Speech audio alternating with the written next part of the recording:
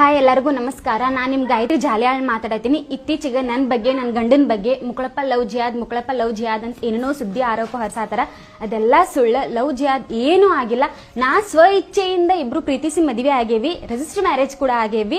ಆಮೇಲೆ ನಮ್ಮವ್ವ ನ್ಯೂಸ್ ಮುಂದೆ, ಮೀಡಿಯಾ ಮುಂದೆ ಏನೇನೋ ಸುಳ್ಳು ಆರೋಪ ಹೇಳತ್ತಾಳ, ಏನೇನೋ ಸ್ಟೇಟ್ಮೆಂಟ್ ಕೊಡತ್ತಾಳ. ಅದೆಲ್ಲ ಸುಳ್ಳು ಸುದ್ದಿ.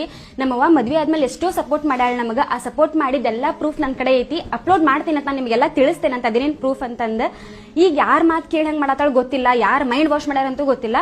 ಆಮೇಲೆ ಹುಡುಗಿ ಮೈಂಡ್ ವಾಶ್ ಮಾಡಿ ಮುಕ್ಕಳಪ್ಪ ಕರ್ಕೊಂಡು ಹೋಗ್ಯಾನ ಅಂತ ಹೇಳತ್ತಾರ. ನನಗೆ ಯಾರು ಮೈಂಡ್ ವಾಶ್ ಮಾಡಿಲ್ಲ, ಏನು ಮಾಡಿಲ್ಲ. ನಾ ಸ್ವ ಇಚ್ಛೆಯಿಂದ ಇವ್ರ ಕಡೆ ಬಂದೀನಿ.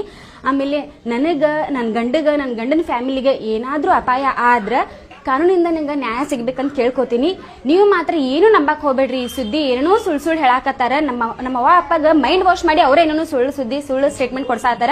ಇದನ್ನು ನಂಬೇಡ್ರಿ ಅಂತ ಕೇಳ್ಕೊತೀನಿ. ಧನ್ಯವಾದಗಳು.